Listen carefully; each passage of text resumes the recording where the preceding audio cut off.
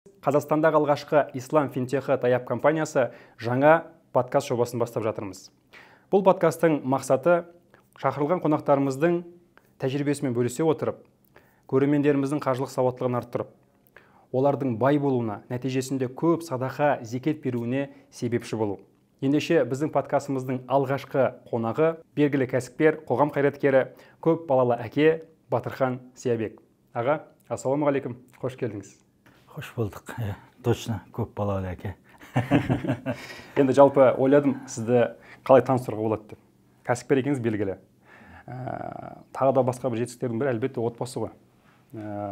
Біраз сізден үлгі аламыз осы бағытта. Бұдан бөлек аға өзіңізді қалай таныстырар едіңіз? Қоғам қайраткері, кәсіпкерден бөлек тағы да. Қарапайым, мұсылман, Алла Тағаланың разылығын іздеген әрбірсінде. Басқа. Бұдан артық не керек дейсіз бе? Бұдан артық не керек. Жақсы, рахмет. Ендеше алғашқы сұрағымызға кірісейік. Батыр аға, жалпы сіз үшін қаржылық сауаттылық деген не? Негізінде бұл жерде көп терминдер көп та. Қаржылық сауаттылық болу үшін адамға терминдер керек. Ол финансовый терминдер.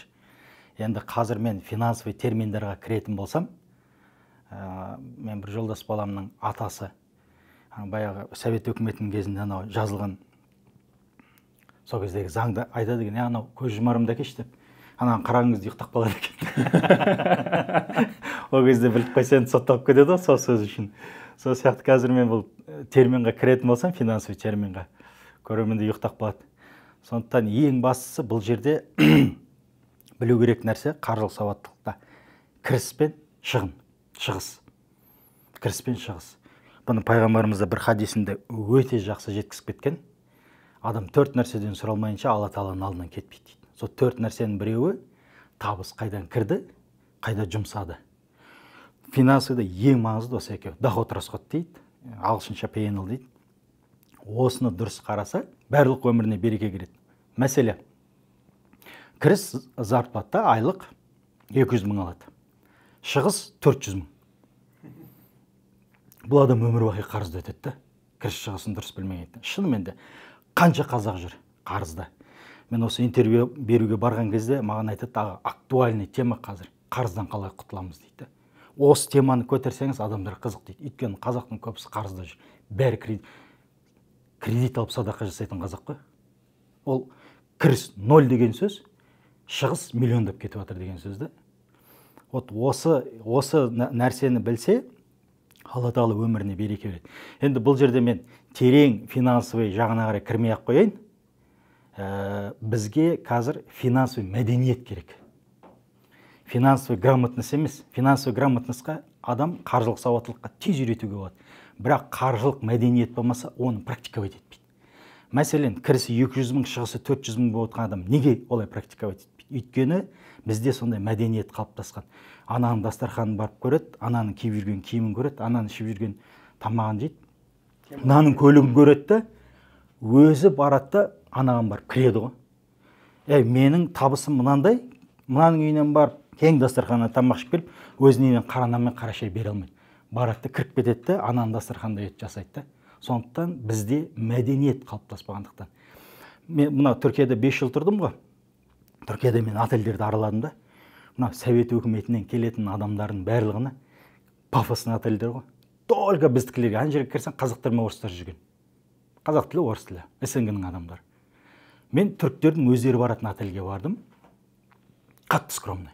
Бірақ өздерінде бір есеп бар. Таңғы асқа мынаны береді. Балдарға мынау бар, өздерінің бір есептері бар, өздерінің кірістері мен шығыстарын есептеп, ол анау біздің СНГ-дан келетін отельдерге бармайды түріктер. Осы жағында Малайзияға да бардым. Малайзиялықтар маған бір отель жалдап қойып, кірдім де шынымен де бір түрлі болып қалдым ана отельге кіріп. Ақшасын төлеп нетіп қойған ғой, біздер оған келгенде сөйтеміз.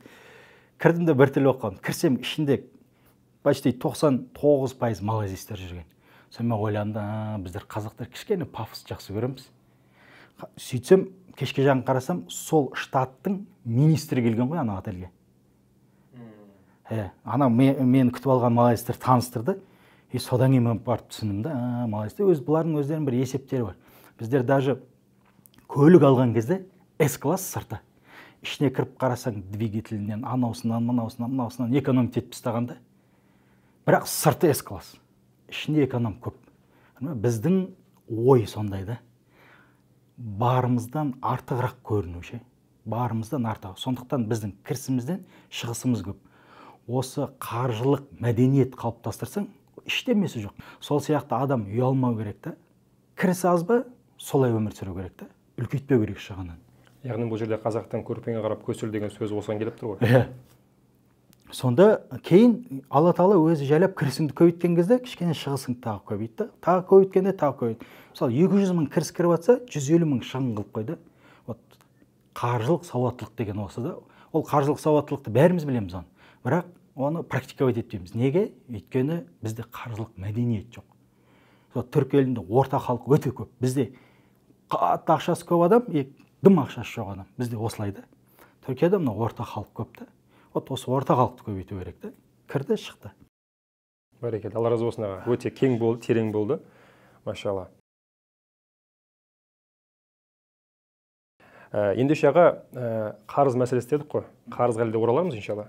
Бірақ енді келесі қойылып келіп тұрған сұрақ, ол баю үшін, жалпы капиталды арттыру мақсатында сіз жеке өзіңіз қандай принциптерді ұстанасыз?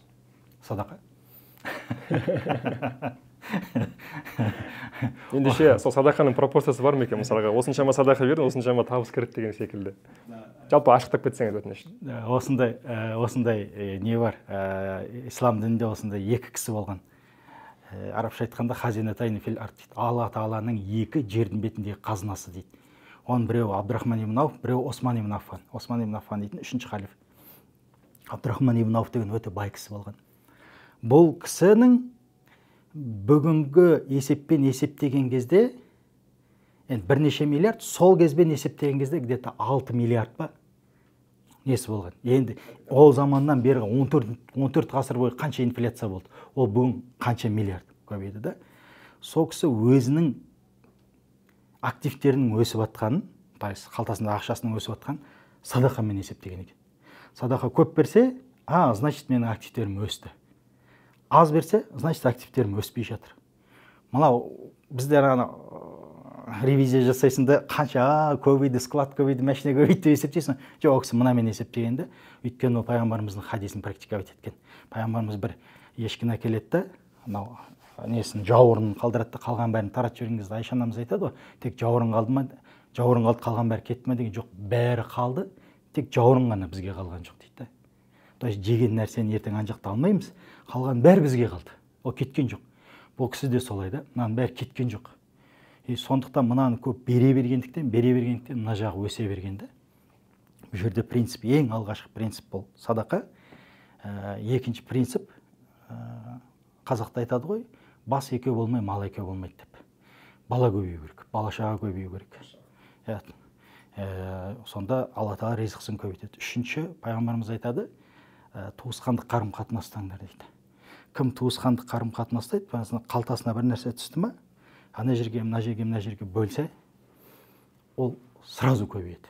Осы жақында бір жақсы өзіміз құрметтейтін бауырымыз операция жасатып келіпті да, қатты ауырып қапты. Мен барсам осылай көпшіктерді, жастықтарды қойып бүйтіп жатыр екен да, 45 градусқа. Сосын шықтықта ертесіне тоқпен қозғалатын не алып беріп жібердік, койка алып беріп жібердік та.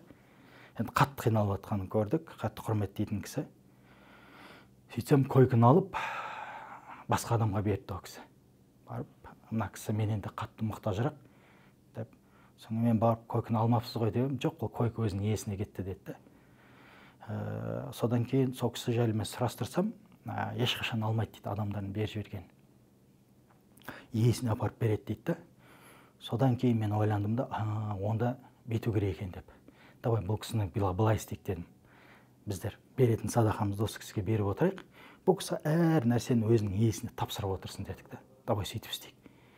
Бұл кісі не істеді? Өзінің іштей Алла Тағаланың берген нәрсесін өз иесіне беріп, тапсырып үйреніп алған кісі екен де. Соны көрдік та біз. Ананы көре салысымен біз мына кісіге бергіміз келіп кетті де. Мен ана жаққа, мына жаққа беріп отқан бәрін қысқарттым да, мына кісіге берейік дедім. Шайға шақырып алдық та сөйлестік. Аға, құрметті ұстаз, давай былай істейік. біз сізге берейік, сіз ар жағынан жұмысыңызды жасай беріңіз дедік. Неге біздің Алла Тағала бұлай көңілімізді түсірді? Өйткені Алла Тағаланың берген затын дұрыс орнына қолдануды үйреніп алғанда, иесіне беруді. Тап сол сияқты мына ақшаны, капиталды көбейту үшін сен Алла Тағала берген затты, оны туысқандарың, анау, мынау, соны қаншалықты сен соны көбейте бересің, соншалықты ол саған көбейе береді. Сен қаншалықты тарата бересің, соншалықты көбейе береді. Егер де сен, мен өзім жұмыс жасадым, менің компаниям тапты, бұл менікі ғой деп ұстап қалсаң, егер де бұл сенікі болмай шықса, Алланың есебінде, ол сразу тоқтайды да. Өйткені сен мынаны ақысы ана жаққа бермедің.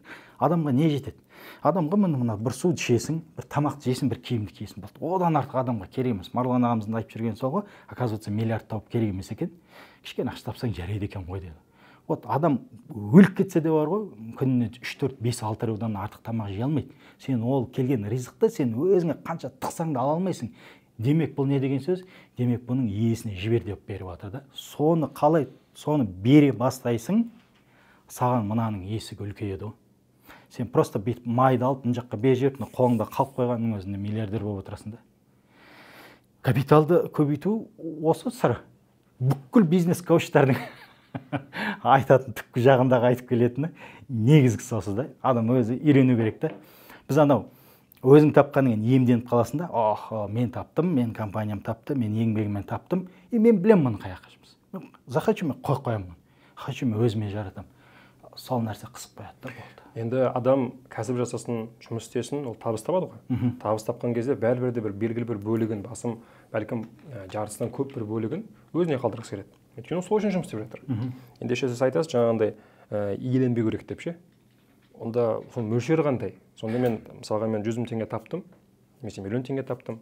Сонымен қалай жұмсауым керек? Қай сомасын, қанша пайызын өзіме алып қалуым керек?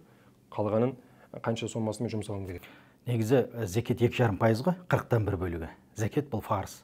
То есть 2,5% беру сен міндеттісің. 2,5-нан ар жағының бәрі өз қалауыңмен. Яғни өз қалауыңмен. Анау небір нәрселерді естиміз ғой, бұл егерде 90%-ын беріп тастасаң, сен үшін жақсы да. Ол бірақ саған Алла Тағала жүктемейді мынаны бер деп. Ол сенің өзің иманыңа байланысты. Мысалы бір неде пайғамбарымыз қатты мұқтаж болып қалған кезде Омар келеді ғой, қанша бердің дейді. Жартысын тастадым, жартысын алып келдім дейді да пайғамбар. Абу Бәкірден 100%-ын алып келдім дейді үйдегін. Үйге не қалдырдым дегенде Алланың және оның елшісін дейді да. Бұл уже иманның ісі да уже. Адам өзінің иманы, оның тәуекелі мынаны беріп тастаған кезде маған қай жақтан келеді. Келетініне уверен да ол кісілер. Егер де ондай өзінің тәуекелің болмаса, әрине адам өзіне қарайды. Бұл жай келетін нәрсе, мен жалпы историядағы нәрсені айтып жатырмын да, өзім практиковать етіп жүрген нәрсем емес. Ендеше сол тәуекел, сол иман дәрежесіне жетпеген кісілерге қандай кеңес бересіз? Сол 2,5% дедіңіз. Яғни осыдан бастауға болады? Жай осыдан парыздан бастаса, жай парыздан бастаса, содан кейін иншалла Алла Тағала өзі бере береді. Мысалы мынандай сұрақ болады да кейбір кездері. Мен 1000 теңге берейін ба, әлде 10 000 теңге берейін ба? Әлде 5000 теңге берейін ба деп адам қиналып қалады. 10 берсе қиналып қалғандай болады. 5000 берсе аз бергендей болады да, сөйтіп өз-өзін қатты іштей жейді. Вот сондай кезде не шешу керек? Қиналу жалпы ненің белгісі? Енді Алла Тағала Құранда айтады, егер осы жердегіні, көктегінің бәрін адамның қолына беріп қойсақ, ол сараңдық танытар еді дейді. Ол адамға тән қасиетті. Біз Алла Тағала еш нәрсеге мұқтаж емес. Біз мұқтаж болғаннан кейін бізде сараңдық бар да. Алла Тағала Құранда айтады, кім өзінің сараңдығынан құтылса, ол үлкен табысқа жетті дейді. Бұдан жай құтыласың да. Бірақ на самом деле ол 10 000 тастаса, өзі үшін тастады да. Мына бизнесмендерде мынандай зат бар да. Бизнесмендерді басқа адамдардан отличать ететін нәрсе, орысша айтқанда. Олар тез инвестиция жасап біледі да. Қарайды, опа, мына жерге инвестиция жасау керек, лақтырады. Қарайды, мына жерде инвестиция жасау керек, лақтырады да. Лақтырып отырады да жан-жаққа. Содан кейін мынаның бәрі табыс бере бастайды да. Көп бизнесмендерді қарасаң, көп жерге инвестиция салып тастаған. Анда, мында көріп отырады. Бұл сенің ана жаққа инвестицияң ғой. Егер дұрыстап қарасаң, бұл ешқайда кеткен жоқ. Ешқайда кеткен жоқ.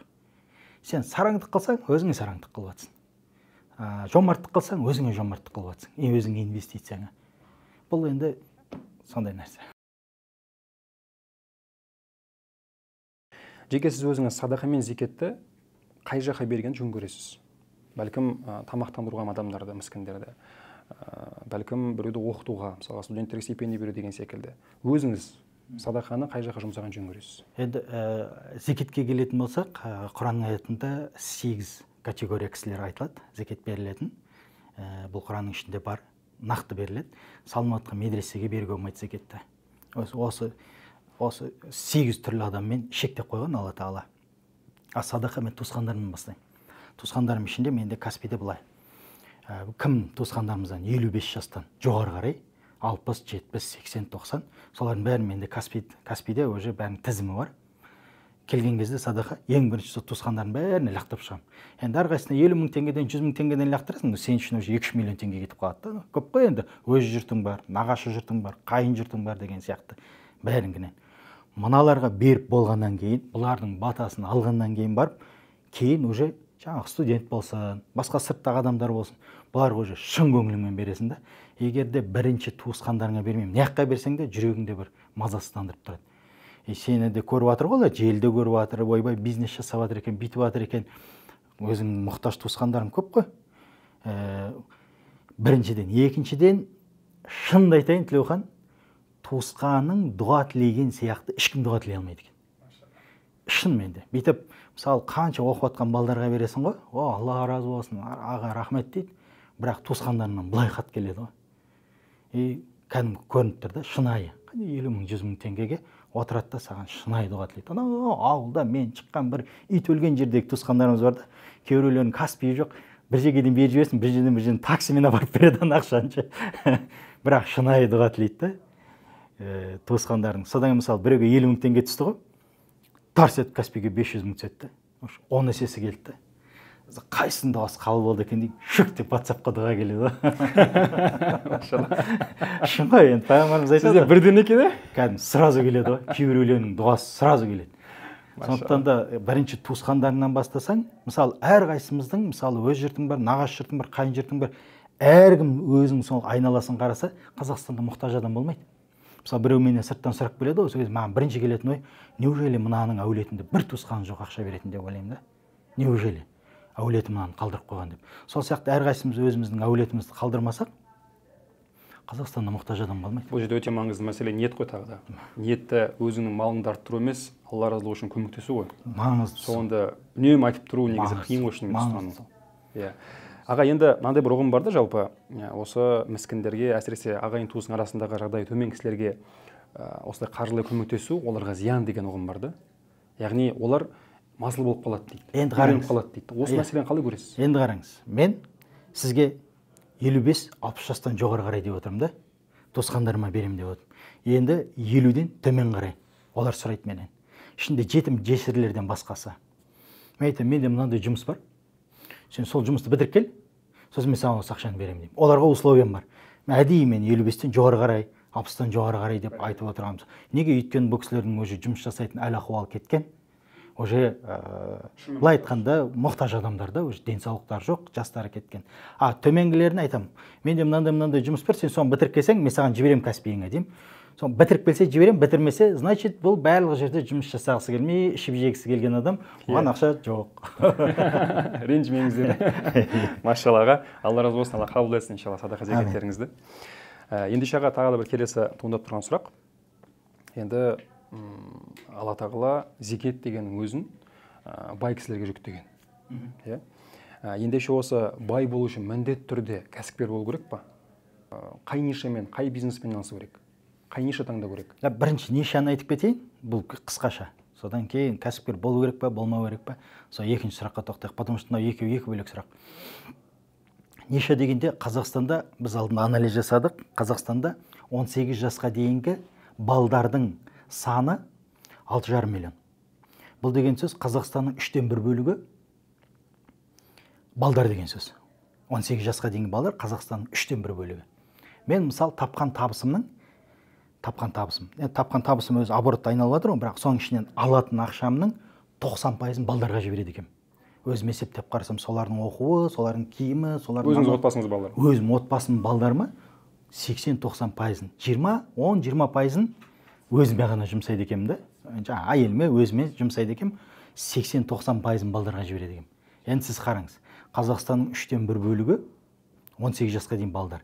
Тапқан табысының адамдар 50-ден көп пайызын балдарына жұмсап отыр. Бұл деген өте жақсы ниша да. Егерде осы нарыққа кіретін болса, бұл өте табысты нарық. Мейлі ол жеке мектеп болсын, мейлі ол баланы дамыту саласы болсын, мейлі ол балдарды жаңағыдай лагерь болсын, мейлі ол басқа нәрсе болсын, егерде неше жақсы бір нарық керек десе, ақша осы нарықта жатыр. Мен өзім анализімен соны түсіндім. Өйткені барлық адам мысалы ең бірінші балдарына жіберіп болғаннан кейін барып өзіне бір нәрсе алады, өзіміз сабыр ұстай саламыз ғой, жетпей жатса да. Балдарға уже бересің да, баланың саны көп. Мынандай Аллах тағаланың заңдылығы бар да. Біздер енді әр нәрсенің тамырынан алсақ қателеспейміз да. Барлық адам бай ешқашан болмайды. Алланың заңдылығы. Біздің қазақта өзі бір бай, бір ауылды қарап отқан. Яғни туысқандарын бәрін жинайды да, сен мал бақ, сен бүйт, сен сөйт, сен бүйт, сөйт. Содан кейін алады да жаңағыдай әрқайсысын беріп отырады. Бұл Ясин сүресінің тәпсірі екен. Біздің кәдімгі қауым болып, біздің салт дәстүріміз Құран мен хадиске негізделген ғой. Соған қарап келіп отырсаң, осындай аят бар екен. Оларға айтқан кезде дейді да, Аллах тағаланың сендерге берген ризқынан аналарға беріңдер деген кезде олар айтады дейді. Біз беруіміз керек пе? Алла тағала қаласа өздеріне береді ғой деп. Жоқ, мына бай арқылы мыналардың ризқысын беріп жатыр да. Оны түсінбей қалғанда сол кезде пайғамбарымыздың қауымындағы адамдар. Біздің ата-бабаларымыз оны жақсы түсінген да. Сондықтан да бір ауылда барлығы бай болады деген мәселе емес. Денем түршігіп кетті кәдімгі. Жаңа содан кейін бұл основной негізгі мәселе де халық түсіну керек. Екінші мәселе, мен осыда жақында машинемді саттым. Бір жолдас балам болғаннан кейін 22 миллионға бере салдым. Енді ол екеуміз келісіп қойдық, ертесіне келе жатыр да. Мен анау техпаспорттағы нені кодты кіргізсең, Америкада история шығады екен ғой. Полностью. Сөйтсем, Америкада соғылған екен. Бірақ заводской сияқты етіп жасаған. Мен өзім Малауи ғой, алған кезде айтқан жоқ маған, мен білген жоқ. Мүмкін маған сатқан адам да білген жоқ оны. Соны келе жатыр, соны келгеннен кейін мен айттым. Бауырым, саған жаман хабарым бар дедім. Не болды дейді? Машина соғылған екен деді. Мен өзім білген жоқпын, машина соғылған екен. Бірақ идеально жасалған, Америкада жасалған екен. Мен де өзімді де білген жоқпын деді. Мен бірақ адам отказ беретін точно білдім да. Келді да, онда батырақ ойланайын деп кетіп қалдым. Жақсы ойлады. Бірақ машинем ішіне кірсем, береке ғой кәдімгідей бар. Такая корова нужна самому деген сияқты бар ғой. Адам шынын айтқан кезде алам өміріне береке береді екен да. Машина сатқым келмей, тұра берсін, жоқсы машина. Өтпесін, тұра берсін. Просто Қазақстанда көп болмаймын да, тұрып шіріп бара жатыр да, өзімен біреу есігін ашады, парковкада жүріп кетеді. Онда машинаны алатын адамдар кішкене капризный болады да. 2 күннен қайта келді анау. Неге айттыңыз маған деді. Қалай неге айтпаймын? Маған Аллах тағала береке бермейді. Мен сенен өтірік айтып 22 миллион алғанша, шынымды айтып 2 миллион алайын дедім да. Соның маған берекесі мына 22 миллионнан артық болады. 100 есе артық болады. Сондықтан бұл баю деген мәселеде көп ақша табу мәселе емес. Берекелі болса да, аз ақша кіріп, берекелі болса, байдың тауып атқан ақшасынан 100 есе артық болады. Шынымен де бұл. Шынымен, бұл береке дейтін нәрсе бар ғой, финансовый ұғымға кірмейтін, қаржылық ұғымға кірмейтін нәрсе. Бұл Алла тағала беретін нәрсе да. Егер халық осылай түсінсе, бәріміз бай болмаймыз. Кішкене табыс кірсе де бұл береке болса, мүмкін анау берекесіз байдікінен артық деген затты түсінсе, өміріміз тынышталады да. Береке деген соң не ол бақыт па, ол молшылық па, ол қуаныш па, не ол? Бір не мысал жүр ғой YouTube'да, соны келтірейін. Берекеге жақсы келтірілген екен да. Мысалы дейді да, қойда береке бар дейді. Итте береке жоқ. Қой жылына бір-ақ рет туады. Бір қуыз туады. Ары кетсе, егіз туады. Жақсы қонақ келсе. Ит жылына 2 рет туады. 8 күшіктен, 12, 18 күшіктен туады. Бірақ көшеде өріп жүрген ит көрмейсің ғой. Итті ешкім жемейді. Мысалы, қой бір-ақ рет туады жылына. Қойды біздер дейтін миллиондап жеп жатырмыз, бірақ қой көп қой. Бұл финансовый ұғымға кірмейтін нәрсе бұл. Бұл никак сен есеппен шығара алмайсың. Итті ешкім жеп жатқан жоқ. Ит 2 рет туады, ит бытыратып күшік туады. Бірақ қаптап жүрген ит көрмейсің ғой, ит жоқ та. Бұл ешқашан көбеймейді. Бұл сараңдық көрсеткен берекесіз нәрсе осылай. Қанша бүйтіп істейсің, ол сенің көзіңде көбеймейді. берекелі нәрсе сен кішкентай зат істесең де бұл сенің көзіңде көп болып тұрады да. Осы жақсы пример. Түсінем деген адамға берекеге. Яғни берекеде есеп жоқ қой. Есеп жоқ, есепке келмейді, финансы ұғымға келмейді береке деген нәрсе.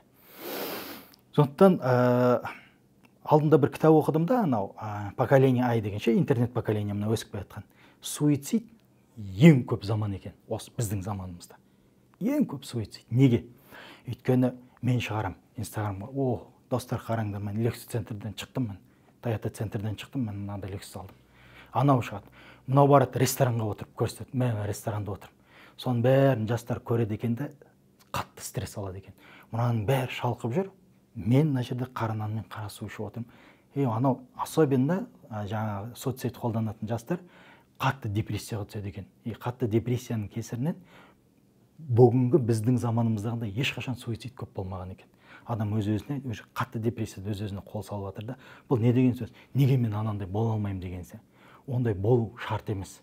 Кішкентай табыс кірсе, осы табыста береке бар деу керек. Содан кейін мен де мынандай боламын деп ұмтылмау керек. Сондықтан да мысалы бізде қазір табыс Аллаға шүкір беріп жатыр ғой, Аллах Тағала. Бірақ оларды түсіну керек те, мына табыстың артында қандай еңбек жатқан. Шынымен де бар ғой. Жаңа мысалы ашығымда айтып отырмын ғой, Конияға неге көштім? Жағдайым жетпеген соң көштім. Халықтың бәрі ойлайды, Батыр Түркияда тұрамын. Мен жетіскенде тұрып жатқан жоқпын ол жерде. Балдарыма инвестиция жасайын деп кеттім, шамам келгенше кеттім. Есептеп келсем, мүмкін Қазақстаннан да арзан тұрдым мен Конияда. Мүмкін.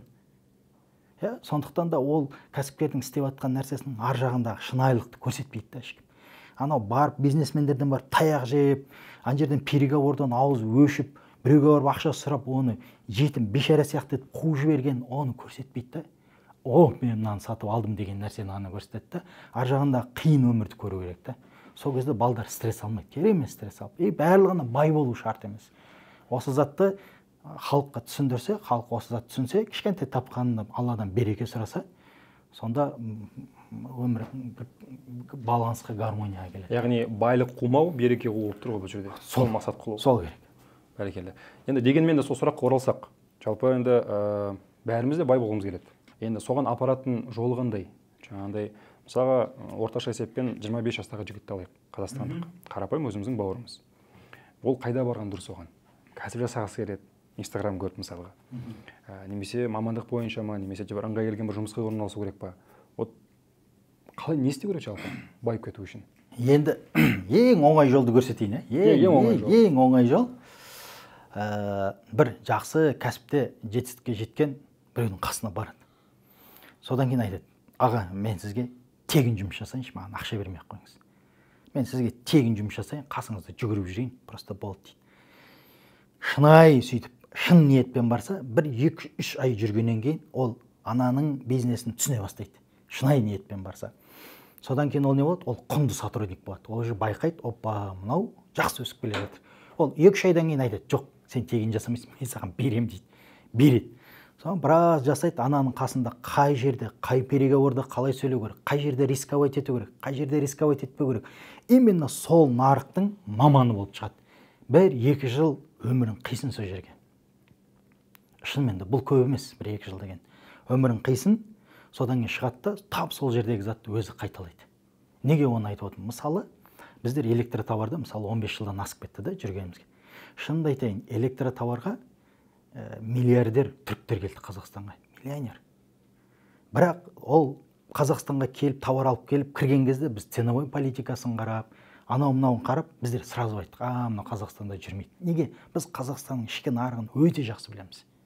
Өйткені додада жүрміз да, біз айттық, сол кісілердің бәрі банкрот болды. Хотя сырттағылар мынау болды, сендерді жейді деп ойлады да. Өйткені действительно ақша десең ақша бар. Бизнесмен емес, түріктің бизнесімен емес, түрік келмейді Қазақстанға. Бизнесмен. Бизнесте де мықты стратегиясы болды, ақшасы да болды, қолында заты да болды, бірақ банкрот болды. Неге? Нарықты түсінбейді да. Мынау уже кәсіпкердің қасында жүрген кезде ол нарықтың қыр-сырының бәрін түсініп алады. Мысалы, бізде электротоварда кейбір зат бар, Қытайдан әкелген выгодно, өте выгодно. Өйткені жақын, саған өте жақсы сапада жасап береді. Түркиядан алып келсең, ұтылып қаласың да. Кейбір заттар бар, Түркиядан әкелген выгодно да. Хотя ол Қытайдан қымбат. Мынаны турецкий деп бәрібір алады да. Оның іштей жүрген кезде сонда көп түсінетін зат бар. Сондықтан бір кәсіпкердің қасында жүрсе, өмірін қиса, аз-маз уақыттан кейін профессионал болып шығады. Өзі шығады да тап сол затты қайталайды. А егер де өз бетімен кететін болса, біз сияқты 15-20 жылдан кейін жетеді да анаған. Таяқты жеп, қырғын инвесторлардан ақша алады, оның бәрін жоғалтады, сөйтіп барып тәжірибе жинайды. Ең оңай жол осы. Мен түсінген. Машалла. Меніңше бұл өте құнды кеңес деп ойлаймын. Өйткені университетте жалпы қандай бір оқытатын курстарда алынбайтын нәрсені тек қана осылай ғана алуға болады. Етене жүріп, ол кісі сөйлемесе де, жалпы былай мимикасынан да, іс-қимылдарынан да бақылап отырып түсінуге болады деп ойлаймын. Ғанияға айтпақшы, дала академиясы ғой бұл. Бұл академия. Мынауың қасында сен 3 жыл жүрсең бар ғой, 3 жылда сен мынаның 30 жылдық академиясын бітіріп шығасың да. Иә. Бәрекелді аға, Алла разы болсын. Ендеше келесі сұраққа көшейік. Енді табыс мәселесі бар. Жаңағы жақсы бай болдық. Ендеше келесі мәселе бар ғой, ары қарай. Енді адал табыс табу біздің елімізде қиын ғой дейді. Әсіресе біздің елімізде қиын ғой дейді. Деген жалпы ұғым бар. Естіп жүрген шығарсыз бәлкім өзіңізде. Енді әсіресе мынау тендер саласында жүрген кісілер айтады, ойбай бермесең қабылдамай қояды, үйтеді бүйтеді деп ше. Жалпы адал табысты табу қиын ғой дейтін кісілерге не деп айтасыз? Қазір есіме мына Али радиалlahu анхудың несі, Алла разы болсын, ол кісіден есіме түсіп отыр. Садақа жасайын деп шыққан ғой. Жүген алған, жүген. Қазір осыны біреуге садақа қылып берейін деп шыққан. Соң келе жатса, бір кісіні көрген, осы кісіге берем ау қазір. Осы мұқтаж кісіге ұқсайды. Азан болып қалғанда ананы ілгенді. Мешітке кіріп кеткен ғой. Соң мешіттен шықса, ана жоқ жүген. Біреу алып кеткен. Соң енді ниет қылып қойды ғой, жүген садақа берем деп. Бізде енді көбісі айтса, ниет қылдым, ұрлап кетті, болды садақаның сауабын алдым ғой деп отыра беремін. Барғанда баласына айтқан ғой, базардан барып сатып алып кел, жаңағыдай жүген. Мен ниет қылдым, базардан барып сатып алып келсе, өзің жүгенін алып келген ғой жаңағы. Сөйтсе, жаңағы анау берем деген адам ұрлап кеткенде, сатқанда. Осы жерден ғалымдар айтады да, бұл саған келейін деп тұрған рызық дейді. Сен оны ұрламасаң да саған келейін деп тұр. Сен Алла Тағала тыйым салған затты жасамасаң, итак та саған келейін деп тұрған зат, просто сен өзің харам қылып алып алдың дейді. Сол сияқты қиын ғой деген мәселе жоқ. Тап сол ризықты саған Аллах Тағала есептеп қойды. Сен просто екі жол бар да, біреуі адал жол бар, біреуі арам жол бар. Сен мына арам жолды өзің таңдап алдың да. Тап мына кісі сияқты, сен сол ризыққа арам жолды өзің таңдап алдың. Алла Тағала екі жолды да саған қойып қойды. Ол саған белгіленген ризық қашпайды, ол ешқайда кетпейді. Сондықтан да қиын, мен мынау арам жолмен барам деу, бұл адамның дұрыс, адамның логикасына сәйкес келмейтін нәрсе бұл. Яғни қаншалықты ойбай, мына жерде мүмкін емес, міндетті түрде жасау керек деген күннің өзінде де шешім бар.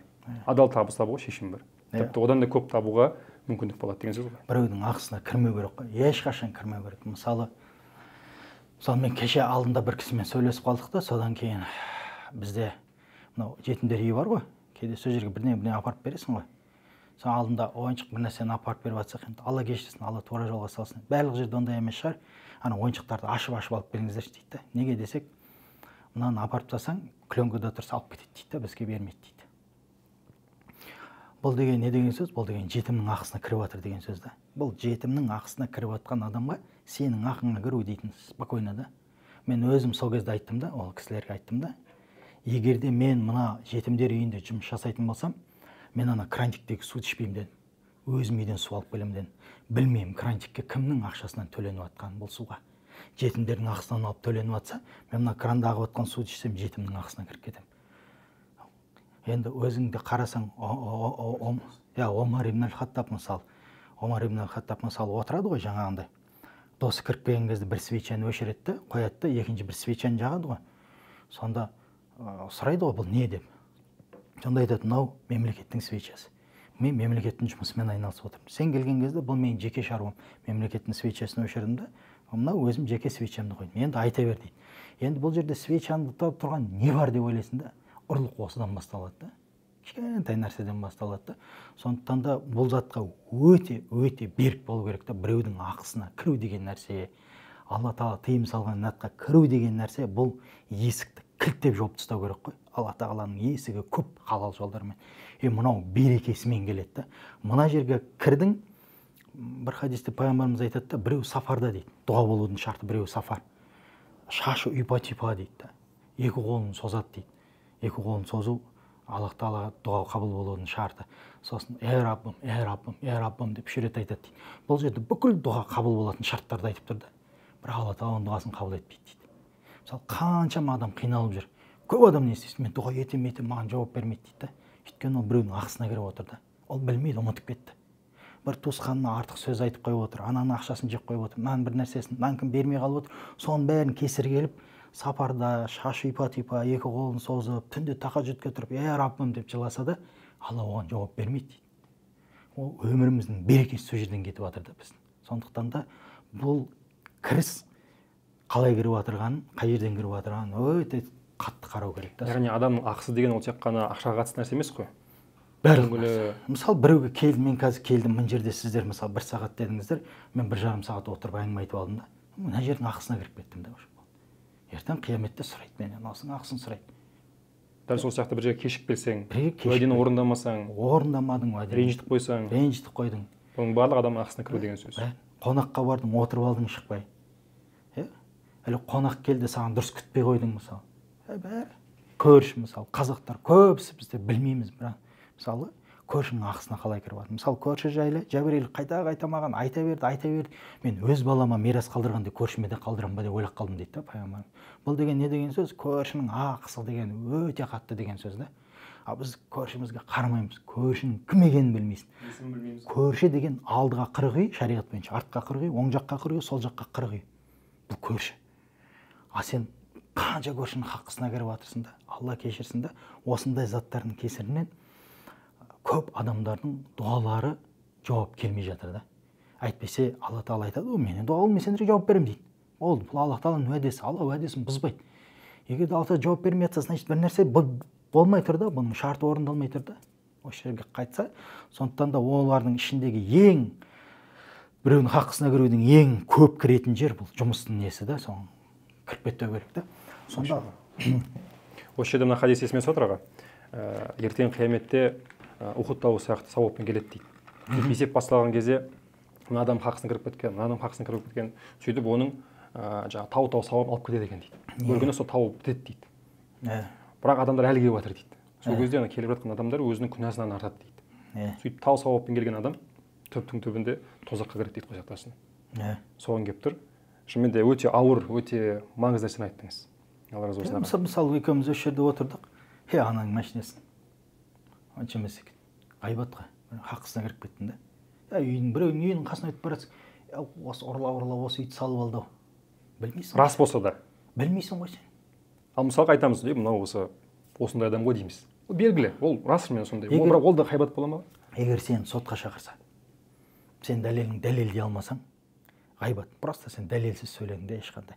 Сенің куәгерлерің болу керек. Егер де ол сені сотқа шақырса, мысалы, ештеңе айта алмай қаласың. Пайғамбарымыз бір әйел айтады, бойы кішкентай деп. Сол кезде айтады, мынау ғайбат деп. Бойы кішкентай екені рас қой, бірақ ғайбат деп тұрсың да. Егер де ол адам естіп қалған кезде көңіліне тиетін сөз болса, ол рас болса да, ол ғайбат. Ауыр күнә. Біздің дұғаларымыздың қабыл болмай жүргені, иманымыздың әлсіз болуы, өміріміздің бақытты болмауы, осындай мәселелерді да, мысалы. Байқамай өзіміздің ризығымыздың кеңеюіне кедергі жасап отырмыз. Ең ризықтың келуіне ең қатты кедергі бұл адамның күнәсі. Хадис бойынша, сахих, достоверный хадис. Сенің ризқыңның келмеуіне ең үлкен бөгет бұл сенің күнәңді. Мысалы, Рамазанның кезінде енді, альхамдулилля, Алла тағала бір берекелі ай ғой. Құлшылығымыз жақсы. Мысалы, Рамазанда сіз тарауих оқыдыңыз ғой, 1 сағат, 1,5 сағат оқыдыңыз. Сол қаншалықты жалғасты? Бітті ғой сол. Шәуелде бітіп қалады, айтты бітіп қалды ғой. Мысалы, сахабалардікі мысалы келесі Рамазанға дейін жеткенде сол. Бұл әсері де Рамазанның адамға беретін. Енді кішкене болса да әсер берді, адам Рамазаннан жақсы болып шықты да. Мысалы, Рамазандағы бәрі айтады да, Рамазанда ризқымыз кеңейді дейді. Рамазанда жақсы сауда жүрді дейді. Хотя біз жүрмей қалады деп ойладық дейді. Бұл күнәдан арылғандікі да көбейеді да. Сен күнәға кірген кезде уже қысқара береді да. Ендеше рұқсат болса келесі сұраққа көшсек аға. Жалпы сол баюдың көптеген жолдары бар. Кәсіп жасау бар, өте жоғары жалақы беретін жұмысқа орналасу бар. Яғни соның бірі инвестиция жасау. Жалпы инвестицияны тек қана бай кісілер жасай ала ма? Жалпы сол инвестицияны қалай жасаған дұрыс? Бағана айттым ғой, бізде қаржылық мәдениет енгізу керек деп. Сол сияқты бұл инвестицияның да мәдениетін енгізу керек та. Жалпы халық оны бір салт дәстүр сияқты түсінетіндей етіп, бір қаржылық бір сауаттылық енгізу керек та. Бұның ішінде инвестициялық сауаттылық. Егер де халықты осы сауаттылыққа үйретсең, ол четко бір есептері болады да. Мына жаққа, мына жаққа. Енді инвестиция деген бұл пассивный доход. Яғни активный доход, пассивный. Активный доход деген сен қозғалған кезде келеді. Пассивный доход деген сен қозғалмасаң да келе береді. Бұл инвестиция деген қазақтың арманы. Сен қозғалмай келетін нәрсе да. Енді бізде Қазақстанда инвестиционный мәдениет дамымағандықтан бізде бұл жерде өте қиын. Өте қиын. Мысалы, Малайзияда инвестиционный мәдениет өте жақсы дамыған. Мысалы, біздер Малайзияға барған кезде бір көрдіңіз ғой, платформа жасаған. Мысалы, сен кішкентай өзің қалтаңдағы ақшаңды саласың, ана жақта үлкен строительство жүріп отыр. Сол строительствоның кішкентай бір бөлшегіне сенің ақшаң келген, сол жерден инвестиция болған, сол жерден саған күншілікті қанша пайда түсіп жатқан, бәрін көрсетіп тұрады. Көрдік қой бәрін. Бұл уже сондай бір платформалар неғылса, мұны ала берсе таяптар сондай платформа жасайды деген үміттеміз иншалла. Сондай қарапайым халыққа сондай платформа жасаса, мен мысалы қалтамда 1 миллион теңгем бар, салым, мен мысалы үлкен отель салуға күшім жетпейді, бірақ хотя бы бір ішінен бір төсек болса да алып алсам деп ойлаймын да. Сол бір төсекке келіп жатып тұрған адамның ақшасынан маған кішкене болса да түсіп тұрса деп, ақшамды аламын да сол жерге саламын да. Сол сияқты платформалар жасаса, мысалы, Алла берсе бізде де ниет бар сондай жасаймыз деген, таяпта да ниет бар шығар сондай жасаймыз деген. Соған амал етіп жатырмыз бізде. Сонда бүкіл халыққа уже инвестицияның мән маңызын үйретесің да. Бізде қазақтар қандай? Мен мына ақшаны әкелдім, қойдым 1 миллионды, бір айдан кейін ол 2 миллион болу керек. Жоқ, олай болмайды. Пассивный доход деген ол жай түседі да, тамшы сияқты. Бірақ берекелі, адал жолмен, берекелі, жай түскен ақша бұл саған былай жетеді. Яғни нормальный табыс дейді қазақ енді. Нормальный беш дейді ғой. Сол сияқты негізі адал болу үшін, берекелі болу үшін, мысалға енді жылдық пайыз дейміз ғой. Мысалға жылдық табысы нормальный. Ол қанша пайыз? Мысалға менде 1 миллион теңге салдым, адал жолмен бір нәрсеге салдым оны. Бір жылдың ішінде маған неше пайыз пайда алып келу керек ол? Енді қара. Нормальный болып есептелу үшін. Мына жерде қара. Біздер мысалы біреулер саласын, мен саған 50%, 100% ол қайтарып беремін деген сөздер бар ғой? Жоқ, өтірік әңгіме ғой. Онда бизнес жоқ қой. Мысалы біздер Қытайға мынау Рахаттың, Баян Сұлудың компьютерін алғаш болып кіргіздік Қытай нарығына. Анау Порошенко ол кезде президент етін Рашаның компьютерін кіргіздік. Сол кезде өте жақсы саттық. Порошенко бізге делегациясын жіберді Қытайдың ішіне. Отырып сөйлестік. Ортада біз мына жақта үлкен Қытайдың тұтынушыларымен үлкен мысалы Европаның Рашан компьютер сияқты екеуінің арасында бір жүйе система құрып шықтық та. Өте үлкен тәжірибе алдық. Осы жерде мен Қытайдан не сабақ алдым? Ең маңызды мен үшін алған сабақ. Мынандай сабақта ол. Біздің осындай істеп жатқан саудамыз, Қытайдың нарығы өте үлкен нарық. 1,5 миллиард халық бар. Қазақстан 1%. Сен Қытайдың 1%-іне сатсаң, Қазақстанның 100%-іне сатқан сияқты боласың да. Қытайдың 10%-ын алсаң, 10 Қазақстан нарығын алып алған сияқтысың да. Масштаб қандай. Сол жерде қытайлардың жұмыс жасап жатқан қытайлардың, мысалы біз осындай сатсақ, үстіне 20% қосып. Олар осындай сатады, үстіне 7%, 5% қосып. Олар мынандай сатқанның 7%, 3%, біздің 20%-дан 100 есе үлкен болады да. Сол кезде біздер мыналармен конкуренция ұстай алмайтынымызды түсіндік та. Чөсі бе, мынау қандай бизнес деп. Осы жақында Марлон ағаның бір әңгімесін тыңдадым. Toyota ешқандай запчасть өзі шығармайды ғой. Toyota просто сборка жасайды болды. Запчастың бәрін аутсорсингке беріп қойған. Просто жинайды да машина сатады. Toyota заводы сол. Сонда бір запчастын шығаратын компания бар екен да. Ішінде 40 адам жұмыс жасайды дейді, Марлон ағамыз айтады. 40 адам жұмыс жасайды дейді. 3% маржинальность бар. 3%. Айына 200 миллион товар береді, $200 миллион айына. 3%. 40 адам жұмыс жасайды. сол Марғұлан мен де сөйтіп есептейтінмін дейді басында. Мен 3% не болды деп ойладым дейді да. Енді қара, 200 миллионның 3% 6 миллион. Дұрыс па? 6 миллион. 40 адамға ай сайын 6 миллион доллар деген нормальный ақша ғой. Сондықтан пайызға бөлмеу керек та оны. Объем үлкен болса, пайыз кішкентай болса да үлкен сумма жасайсың да. Мысалы, мыналар әрбір жылы сапасын ұлғайтып отырамыз. Сондықтан Toyota бізден отказ бермейді дейді. Былтырғы істеген жаңағы запчасть құралдан биылғы істегеніміз артықтау етіп істеп отырамыз. Бізден ешқашан отказ бермейді, біз осылай жасап жатырмыз дейді. Сондықтан да мына Қытайдың ішіне кірген кезде біздер мынандай объеммен кішкентай пайызы көріп отырған. Мен қазір Малайзияда бір партнерлармен жұмыс жасап жатырмын. Оларда исламский банк бар Малайзияда. Сонда мен әдейі сұрадым да, годовой қанша көресіздер дедім да. 7-8% дейді. Годовой Банк. Годовой 7-8%. Ол айға бөліп тастасаң 0-1%-ке де Яғни біздің банктар сияқты 18-20% қоймайды осында. 0,1%. Ол еще халал түрде қояды, рискісін алып мойнына. Енді бұлай қарасаң бір пайда жоқ сияқты да. Бірақ ана кісілер енді действительно бай кісілер ғой. Жаңа айтқан сияқты береке сияқты ғой мәселе, яғни есепке салынбайтын нәрсе, ақылға салынбайтын нәрсе. Біріншіден енді бірнеше миллиард оборот айналып жатыр да, бірнеше миллиард. Оның 7%. Баған Toyota компанияда 200 миллион болса, бұларда приблизительно 20 миллиард айналып жатыр да.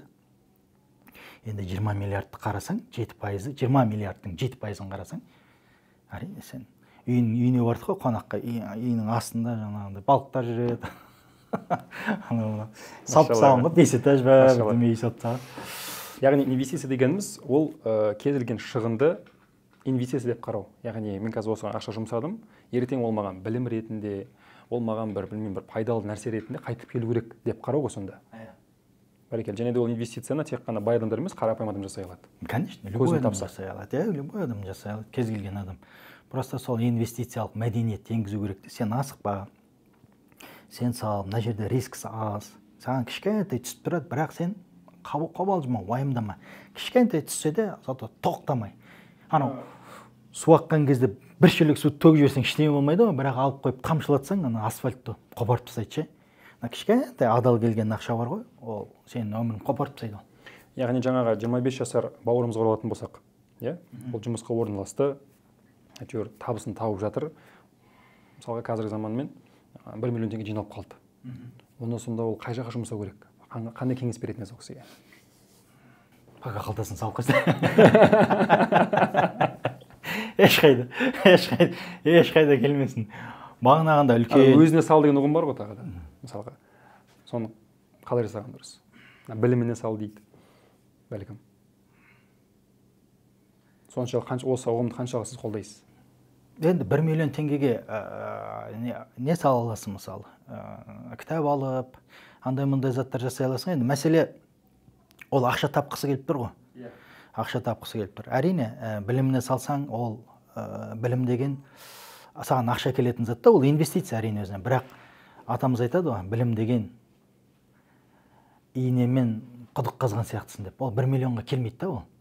Ертең ол өзіме салам деп, бар бір оқуға бар 1 миллион ат жібереді, одан алған затымен ештеме практиковать ете алмай қалады, ақша табылмай қалады да, беті қайтып қалуы мүмкін да. Сондықтан айтпай отқанымда да сол да ол.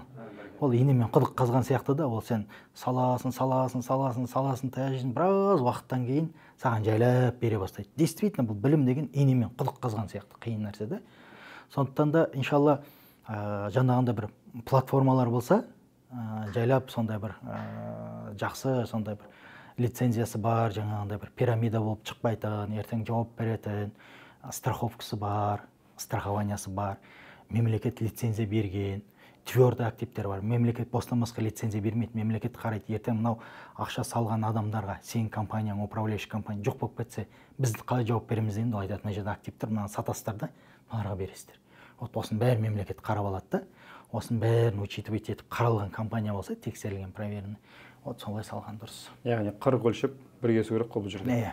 Және де 30-50% пайда береді деген нәрсе отырмыз. Алдан қалмау керек та соған ше. Қазір келе. Яғни 10%-ға дейін берілетін табыс, ол болатын табыс. Яғни сенуге болады ба? Жалпы жылына. Жылына 10% нормально, иә. Сенуге болады, қарастыруға болады деген нәрсе. Бәрекелді аға. Енді келесі мәселе көшейік аға. Жалпы сіз өзіңіз кәсіпкерсіз, құдайға шүкір қанша жылдар бойы кәсіпте жүрсіз. Ендеше кәсіп деген нәрсе ол не мындай көтерілу мен төмендеу ғой. Енді қазір кеңінен тараған ұғым бар, факап дейді, яғни сәтсіздіктер. Банкрот болған кездеріңіз болды ма? Жалпы кәсіпте қандай сәтсіздіктер болды? Және де ең көп жоғалтқан ақшаңыз қандай суммада болды? Марғұлан ағамыз айтады ғой, өзің жаңа мысал келтіріп жатсыз ғой. Мен ақша жоғалтудан чемпионмын деп еді ғой. Ол кісі чемпион ғой енді. Иә. Сіз сол сияқты ол кісімен таласа аласыз ба чемпиондықты? Біріншіден, конечно, таласа алмаймын. Екіншіден, өзің Марғұлан ағаның әңгімесін тыңдап қарасаң, өткен шақпен айтады, осындай болған, осындай жоғалтқанбыз деп. Біздің әңгімемізді байқап отырсаң, көбісі келер шақпен. Яғни біз енді өсіп келе жатырмыз да, енді келе жатырмыз да, ол жаққа бәрі алдымызда алысықтасын, бүйткенбіз, сөйткенбіз деген әңгіме көп айтпаймын.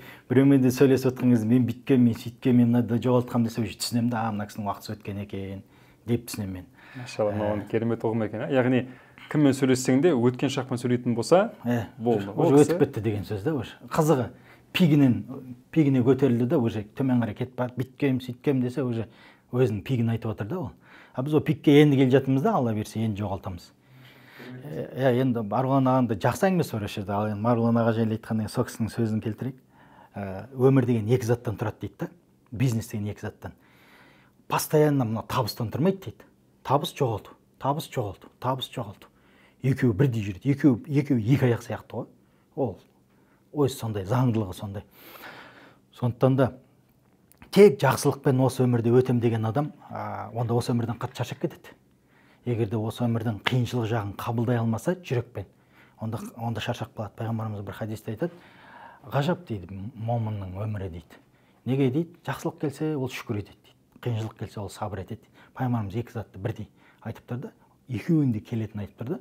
Сондықтан қиыншылық келген кезде біз сабыр етуіміз керек. Сабыр ету деген көп адам былай түсінеді, төзу, шыдау. Жоқ, олай емес. Сабыр ету деген бұның ар жағындағы қайырын түсініп, оппа, бұл жақсы зат екен ғой деп қабылдай білу. Сабыр деген осы. Сабыр деген төзім емес. Яғни мен банкрот болдым, қарызға кіріп кеттім, мынау жақсы деуім керек болса да. Оппа, бұның ар жағында үлкен бір даналық жатыр деу керек та. Мынау жоғалтқан заттың ар жағында маған үлкен зат берейін деп тұр Алла Тағала. Осы жағында мен сізге бір история айтып берейін. Түркияға барған кезде бір үй алдым. Яғни виза бермей қойды маған, вид на жительствосын. Үй ал деді. Үй алсаң береміз деді. Содан қарасам бір үй тұр екен, арзан үй. Вид на жительство, тұру үшін емес, вид на жительство алу үшін сол үйді алдым. 10 миллион теңгені үй. Бірақ алайын деп отқан кезде қарадым да, центр екен. Ескі центр да. Орталық, бірақ ескі. Бірақ бүкіл қыдыратын адам сол жерде жүрмін, бірақ үйлер ескі. Осы жер мен кеткенше сносқа кетеді. Оны есе қып шығарып аламын осы жерді. Осы жерден алсылайын дедім де, сол жерден алдым. Бір жағынан виза алайын, екінші жағынан инвестиция болсын дедім да. Енді осы жағынан Малайзияға көшіп бара жатырмын ғой. Алла ұмыттырып жіберген ғой, ана сносқа кететін. Алып нарықты қарасам 15 миллионнан тұр екен де сол үйлер. 5 миллион нормально дедім да, 15 миллионға шығарып едім. Сразу біреу звондады, тұр, мен алам деді болды. Екеуміз келістік. Окей дедік. Содан кейін бір жолдас балам бар еді, ана машина арендаға беретін түрік кісі. Арендаға машина алдым, не деді? Осылай үйімді сатып отыр едім, бір-екі жұмыс қарап келейінші дедім. Машинасын қайтып келсем, үйің қай жерде дейді? Осы жерде десем, сатпа дейді ана маған. Неге десем, сатпа деймін дейді. Неге десем, 3 ай шыдашы дейді. Сен 15 миллионға сатайын деп отырсың, 15 миллион деген где-то бір 600 мың лира. Минимум 6 миллион лираға сатасың дейді. Яғни 150 миллион. 3 ай шыдашы дейді. 150 миллионға сатасың деп тұрды дейді. Адамбыз ғой енді. Шын ғой, ойланып қалдым да. Оппа дедім да. Енді бұлай қарасаң, 3 айда 150 миллион тапсаң, оны бір жылға бөлсең, 600 миллионда 1,5 миллион доллар почти. 1 миллион доллардың үсті. 1 миллион доллардан артық табатын бизнесмен, ол жақсы бизнесмен. Мен үшін жақсы. Ол кез келген елде өзіне позволяет. Тұруға, жүруге, кез келген машинесін міне алады. Жылына 600 миллион табатын адам. Оны бүйтіп ойлап қойып, мынау жақсы деген. Содан кейін. Бірақ келісім болып қойды ғой. Келісім болды. Андай ой келіп жатыр ғой. Жазбаша болған жоқ қали, келісім ауызша болды ғой деген ой келіп жатыр. Шыма азғырудың түр-түрі келіп жатыр ғой. Енді отбасымен ақылдасты. Иншалла. Содан кейін уәдеде тұрайын дедім. Уәдеде тұрайын. Бұл Алла мені сынап жатыр. Как раз Рамазанның соңғы күні уже 2 күн қалды бітуге, уже шайтандар басып жатыр ғой деймін. келіп жатыр. Алла береке береді ғой дедім. Алла 150 миллионды Каспийге салып қояды ғой иншалла. Мен сөзімде тұрайын. Звондадым да айттым, ал дедім. Анау қуанып кетті. Өйткені ол да біліп тұр ананың көтерілетінін. Ала маған ұмытқызып қойған ғой. Уже келісіп қойғаннан кейін барып ана жерден айтқызып тұр. Анау машина арендаға Турцияда машина қымбат қой. Таңдаған машинаңды алшы дейді. Үстіне қанша қосып берейін, сен маған берші дейді. Мен сенің досың емеспін бе дейді. Ана маған айтады да. Үстіне қанша қосып берейін, қаншаға саттың, 600-ге саттың ғой. Мен саған үстіне қанша қосып берейін дейді. Шайтандар жындандар адамдардан болады деген осы болып тұр ғой. Алла тағала сынап жатыр ғой. Соны айттым да, мен сөзімде тұрайын. Береке сол заттар. Айттым, анауды қуанып кетті, шапкасын подолокқа лақтырды. Келістік, бердім. Алхамдулилля, бердім. Где-то бір апта, 2 апта өткеннен кейін малайзиялардан ұсыныс түсті ғой.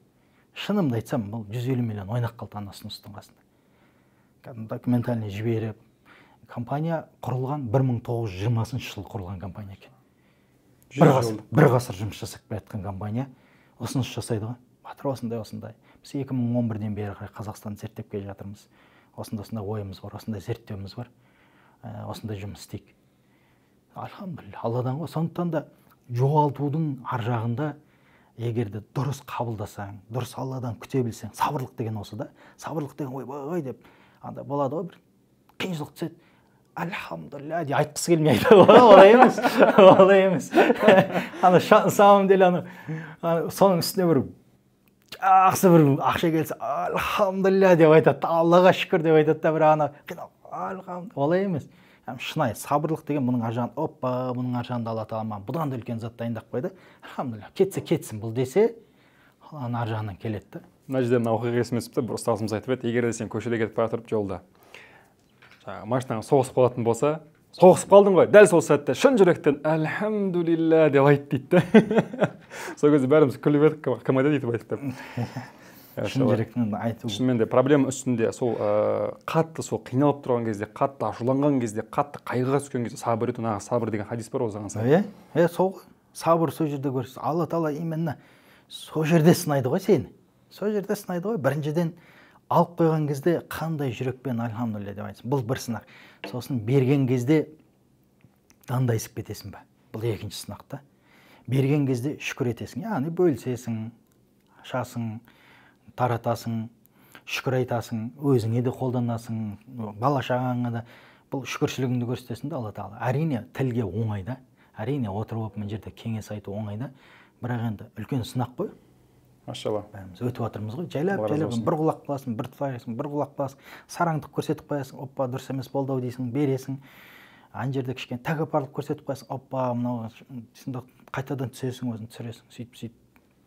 Дегенмен аға жаңа сұрағымыз оралатын болсақ, енді нақты егер айту мүмкін болатын болса, айтып жіберсеңіз, ең көп жоғалтқан ақшаңыз, ең бір сол сәтсіздік қандай болды? Білмеймін, енді ең көп ақша... Жарайды, ең көп болмаса да, сізге ең қатты батқан деп айтайшы. Енді қазақта мақал бар ғой, 30-да орта бұзбаған 40-та қамал алмайды деп. Сол 30-дан асқан кезде 40 Қытай нарығына кірдік қой. Сол кезде таяқ жеп шықтық қой. Ең үлкен таяқты сол жерден жейдік бар ғой. Дұрыстап тұрып таяқ жедік. Енді партнерім жаңағындай оң жағы парализовать етіп қалды мысалы да. Бір кесе шайды көтере алмай қалды. Уайымнан. Уайымнан ғой енді. 2-3 жерден сотқа берді. Жаңағы шетелге шығуға шектеп тастады. Былай айтқанда енді тынбай 3 жыл таңғы сағат 7-те тұрасың, бір списокпен полный. Кешке дейін ана список жұмысты бітіріп келесің да. 3 жыл солай жұмыс жасайсың, нәтижесінде сен минуспен шығасың да. Сені сотқа береді, жан-жақтан инвесторлар. Енді қиын ғой енді. Бірақ сол нәрсе болмағанда, сол нәрсені көрмегенде, қазір малайзиялар маған ұсыныс бермейді ау деп ойлаймын. Шынымен де. Бермейді ау деп ойлаймын. Яғни егер де сізде осыны таңдау болатын болса, батыр, сізге жаңағы өткен шаққа оралатын болсақ, осы бір қияметтен өтпеуге мүмкіндік бар деген кезде, сонысыз бастыратын ба едіңіз, әлде бәрі өтіп шығатын деген нәрсе? Назарбаевқа бірінші президентімізге қойған сұрақ бар ғой. Сіз қайтадан шықсаңыз, не жол таңдайды? Тап осы жол таңдайды дейді ғой. Осында жаңағы шахтаға баратын едім, анау деген сияқты. Менде де осы жол таңдар едім бар ғой. Осы жол мені жақсы тәрбиеледі бар ғой. Шынымен де айтайын, кеше мысалы малайзиялармен переговор болды, маған түркішпен сөйлесу керек болды. Turkish Airlines'пен. Сосын Turkish Airlines'пен былай шығам, шыға алмаймын. Сосын сол жерде Бекболат ағамыз жүр ғой. енді ел ағасы ғой. Соңғы кісіге айттым, Бекболат аға, сізбен бір әңгімем бар еді, сөйлесейікші.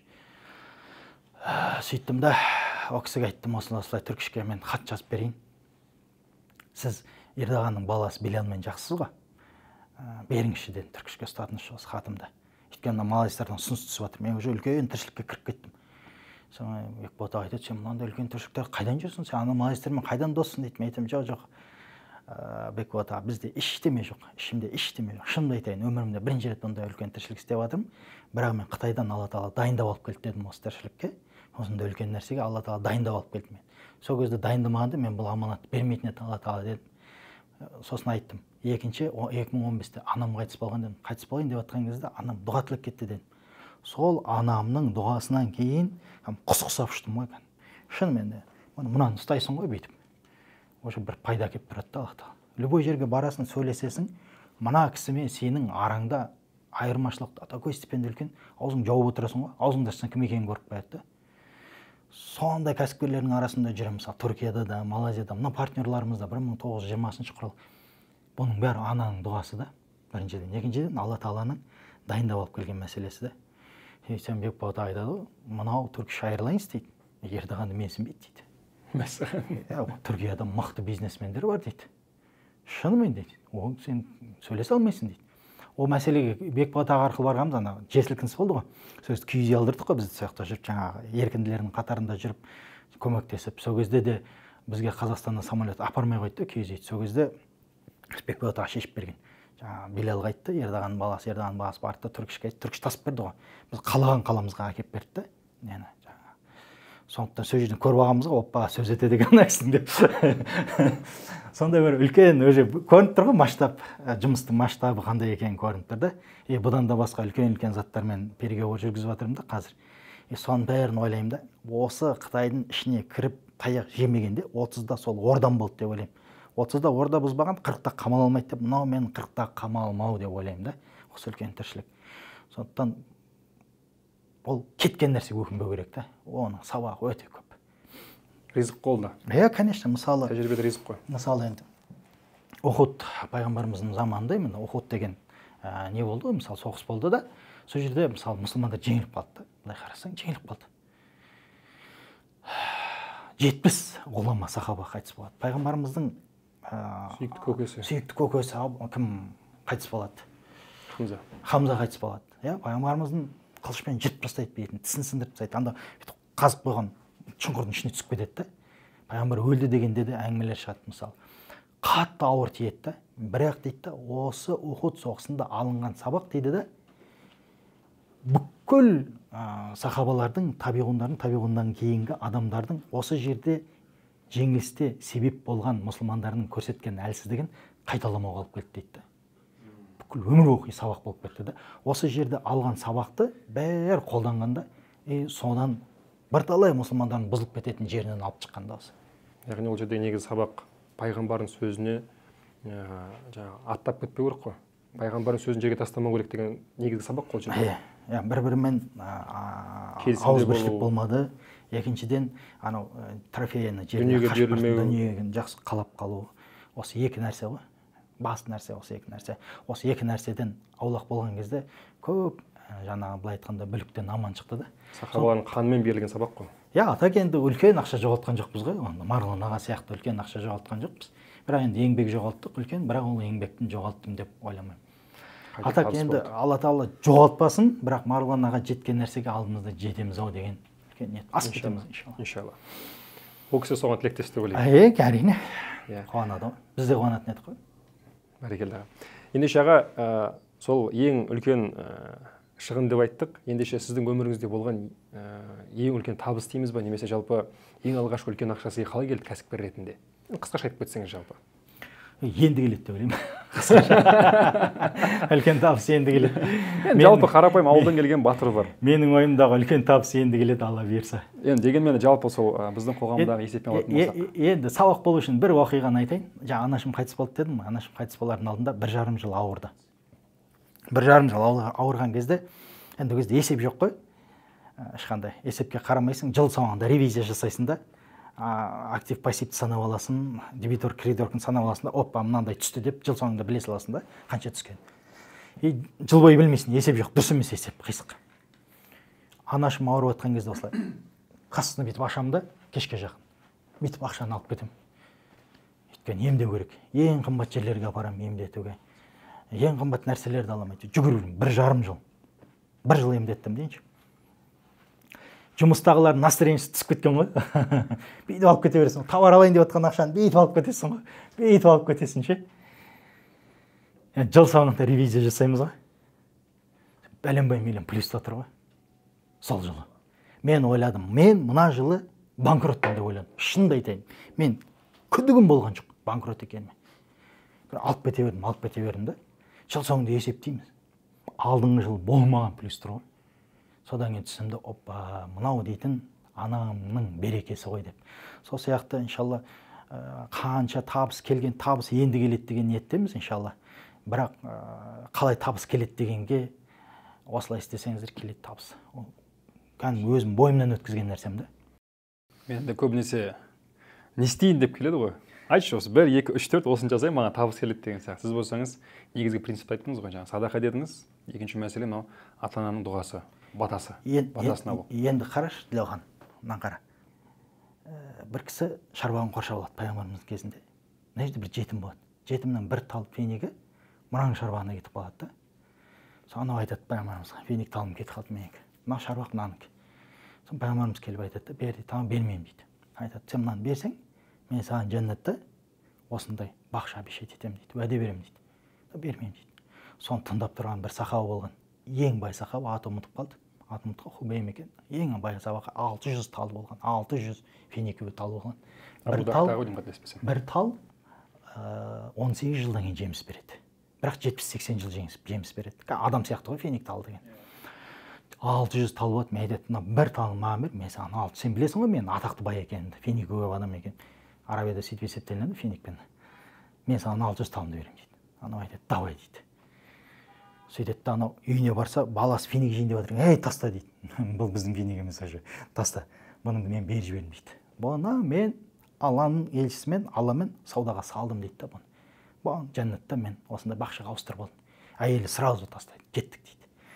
Енді қарап тұрсаң, қазір пайғамбар жоқ қой. Сен мынаны істе, мен саған жәннатта мынандай берем. Уәде жоқ.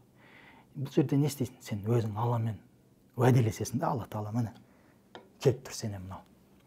Міне, анам ауырып жатыр. Мен саған уәдеге отырайын. Сен уәдеңді бұзбайсың. Жаз берем Алла Тағала. Алла Тағала мен мынаны берем, мынаны берем. Сен маған мынаны бер. Уәделесіп алды Алла. Кәдімгідей Алла Тағаламен договор жасау. Договор жасап алды. Жазып, қол қойып тұр. Ұмытпайсың сонда. Уәделесіп алды. Маған мынаның орнына мынаны бер. Мынаның орнына мынаны бер деп уәделесіп алсаң Алла Тағаламен. Алла уәдесін бұзбайды. Шын мен алдында бір ютубтан бір сұхбат тыңдап қалдым. Бір мешіттің төбесі бітпей тұр екен, ағылшын тілінде сұхбат. Ағылшындар ғой деймін, қай жерде екенін есімде жоқ. Соны айтады, мына мешітті бітірсеңдер, Алла Тағала сендерге үй береді. Хадис бар дейді. Соны айтады, ана бір кісі тұрады да арасынан. Шынымен де бере ме дейді. Уәде бересің бе дейді. Анау ғалым кісі айтады, бере ме дейді. Жазып берші уәде дейді. Алла Тағала байланды жазып береді. Сен мынаның қазір төбесін қойсаң, саған Алла Тағала осында үй береді дейді. Бе жазып бер. Анау кісі кришасын істеп шығады, кришасын істеп шыққан ана кісі қайтыс болады. Сонда ана жамағат түс көреді де Алла Тағалаға берген. Договор ғой бұл. Енді пайғамбар жоқ қой қасымызда. Біз не істейміз? Біз договор жасаймыз да Алламен. Алла, міне, мынау келіп тұр маған. Менде шанс. Сен жіберіп тұрсың мынаны маған. Мен қазір мынаны берейін, сен маған мынаны бер. Мынаны берейін, мынаны бер. Кез келген істе осылай договорға отыра берсек, келеді ғой. Алла Тағала есептесі болып тұр ғой. Конечно, біз саудагерміз ғой. Біз Алла Тағаламен сауда жасаймыз. Ана аяттағы Құрдан хасана болып тұр ғой, көркем қарыз. Сонда біз Алла Тағала қарыз береміз деген мәселе болып тұр. Біз анаған емес, қана жетіп тұр Аллаға. Аллаға береміз қарызды. Мынау бере ма, бермеймін, какая разница бізге, қайтарамын, қайтармаймын. Болды, Алламен заключать еттік договор, и Алла Тағаладан күтеміз да сол договордың нәтижесін. Алла ешқашан уәдесін бұзбайды. Машаллаға. Батыр аға, жалпы адамның күні адаммен дейді. Кәсіп жасасаң да, жұмыс істесең де, міндетті түрде адамдармен тоғысасың. Және де осы жерде дұрыс серіктес таңдау, дұрыс әріптес таңдау, жалпы дұрыс орта таңдау өте маңызды. Ол белгілі нәрсе. Ендеше сіз адамдарды қалай танисыз? Жалпы адамды жақсы танисыз ба? және де адам таңдаған кезіңізде олармен бір серіктес құрмас бұрын неге мән бересіз? Осы қандай екен деген сияқты. Қандай критерияларыңыз бар жалпы адамдарды іріктеудегі, адам таңдаудағы? Енді адам таңдау жайлы енді сіздердің аудиторияларыңыз енді халал система болғаннан кейін көбісі намаз оқиды деп түсінемін иншалла. Сондықтан да жаңағыдай кішкене пайғамбарымыздың хадисінен келтіріп отырмын да, солардың тілінде болсын деп, сол кісілер түсінсін деген сияқты. Пайғамбарымыз бір кісіден сұрайды, мына кісіні кім таниды дейді да, сонда айтады, бір кісі мен танимын дейді. Сосын айтады, сен бұл кісімен сапарда бірге болдың ба дейді. Енді ол кездің сапар мысалы бір ай түйенің үстінде, күннің астында оңай емес қой. Адам ашылады да кім екені. Сау жоқ, тамақ жоқ, қиналасың, көрінесің. Адам қиналған кезде ашылады. Жоқ, сапарда болған жоқ дейді. Екінші, бірге жұмыс жасадың ба дейді. Жұмыс жасаған кезде табыс келеді, бір нанды бөлісесің. Сол кезде қалай бөлістің? Кейде қолыңнан нан кетіп қалған кезде, біреуге нан тауып беру керек болған кезде қаншалықты нанның кусогын сен таптың, ол таптың деген сияқты. Жоқ, бірге жұмыс жасаған жоқпын дейді. Онда сен ол кісіні танымайсың дейді. Адаммен бірге жұмыс жасамайынша адамды тану өте қиын негізі. Әрине бір принциптар бар, әрбір адамның өзінің жаңағы мынаусында ең бірінші бизнесте адам таңдағанда адалдығына қараған жақсы. Өйткені мынау ақша дейтін сондай зат, құттай бір аманатқа қиянат жасады ма, құттай бір нетто характер көрсетті ма, сен сенбейсің уже. Бұл бизнес деген, пайғамбарымыз айтады да, бизнес деген дейді, тижара, сауда деген, бұл адалдық бар жерде ғана жүреді дейді. Бұл өте кәдімгідей бизнестің төрінде отырған сөз да бұл. Мынау ақша бүйтіп айналып тұрады ғой. Бір жерде кішкентай бір күдік келтіретін нәрсе оны мынаған келмей қалады ақша. Сондықтан да ең бірінші адамның адалдығына қарайсың да. Мейлі ода жақсы бір навыктар болмауы мүмкін да. Сен специалистерді, мамандарды сатып ала саласың, проблема жоқ қазір. Неше түрлі мамандар бар, ақшасын берсең келеді. Бірақ сен адал партнер табу қиын, оны сатып ала алмайсың. Сондықтан да ең бірінші мен қарайтын нәрсе адалдығына қарайсың. Адал болса. Екінші, енді қазір 40-тан асып кеттік та, критериялар көбейіп отыр. Екінші, әр адамның өзінің бір қалыптасып қалған мінезі бар ғой, сол мінезге сәйкес келе ме, келмей ме. Мысалы, мынау да лидер болса, екеуі де лидер болса, көбінесе сәйкес келмейді. Мынау лидер болса, мынау қасында бір артында жүретін адам болу керек та. Сондықтан әр адам партнер таңдаған кезде бірінші адалдығына, екінші өзінің жұмысына, несіне қалай келеді, сол затқа қарап алған жақсы да. Екі аяқ сияқты болу керек та. Мынау алдыға жүріңізді, мынау артта қалып қой керек, мынау алдыға жүріңізді, мынау артта қалып қой керек. Сонда развитие кетеді да, алдыға қарай жүреді. Екеуі бітсе болды, или екеуі бітсе артқа кетіп қалады. Сондықтан да енді ең бастысы команда ғой бизнесте. Ең бастысы команда. Қазір мысалы саясатқа да жас бауырларымыз келіп жатыр ғой, өздеріміз, құрдастарымыз келіп жатыр көп. Сонда да ойланамын да менше командалар бар ма екен деп шынайы арқа сүйе алатын. Анау команда, адалдық, шынайы деп отырғаным анау Сәкен Майғазиев ағамыздың бір несінде айтады да. Мейрамбек Бесбаев ауырып қалды дейді. Тентіреп ақша іздеп жүрмін дейді да, жаңағы таппаймын, анда барам дейді да. Бұл шынайылық та, бұл команда да. Вот осындай сенімді, мықты команда керек та. Маман сатып аласың. Қандай маман, маркетолог ба, не керек? Компанияның бюджеті болса, сатып ала саласың. Осындай ең бірінші адал сенетін команда болса, бұл жерде бизнесте болсын, бұл жерде сен саясатта бол, қай жерде бол, енді саясатқа кіріп кеттік қой. Командаң болмаса дым істей алмайсың. Осы жерде құрметті көрермендер, Батыр ағамыздың адам таңдау мәселесінде маған осыдан 2-3 жыл бұрын берген кеңесін айтқым келіп тұр, бөліскім келіп тұр. Бір күні Батыр аға менен сұрады: "Тілеухан, не істеп жүрсің?" деді. Осындай кәсіп жасадым. Енді ол кезде былай кәсіп, өзім негізі кәсіпкермін. Кәсіп енді дегеннен басталатын кезіміз, саған серіктес керек қой деді. Ал енді серіктес қайдан табам дейтін болсаң, жаз деді. Мінезін, сипатын, жаңағындай, қандай қасиеттері болу керек деп жаз деді маған. Алла тағала осы жазған нәрсеңе сай саған береді деді. Шынымен де бір жылдан кейін Рамазан айында сондай серіктес маған табылды. Бір қызығы, ол адамды негізі мен бұрында танығам. Тіпті біз екеуміз бірге танығамыз. Бірақ серіктес ретінде жұмыс істемеген едік. Мен қалай жаздым, нақты менде запрос болды, нақты былай айтқан кезде дұға болды. алла тағала маған сондай серіктес берді. Құдайға шүкір, мен ойлаймын қазір ол серіктесім болмаса менің кәсібім жүрмес еді нақты. Өйткені екеуміздің мінезіміз екі түрлі. Мен жаздым, осындай адам маған керек деп. Мен сияқты бір қуғымай керек емес дедім өзіме. Ол мүлдем бөлек адам. Бірақ алла тағала шынымен де екі жартым бір бүтін демекші, ол тек қана ерлі-зайыптыларға қатысты емес, менің ойымша серіктеске қатысты деп ойлаймын. Бір-бірін жаңағындай қолдап отыратын, тетік жерін жамап жүретін, сондай болу керек деп ойлаймын. Жаңа айтып отырсыз ғой, мен сияқты қуғынбай керек емес деп. Бұл сөздің астары бар ар жақында, астары. Қазір көп кәсіпкерлер команда жинайды ғой.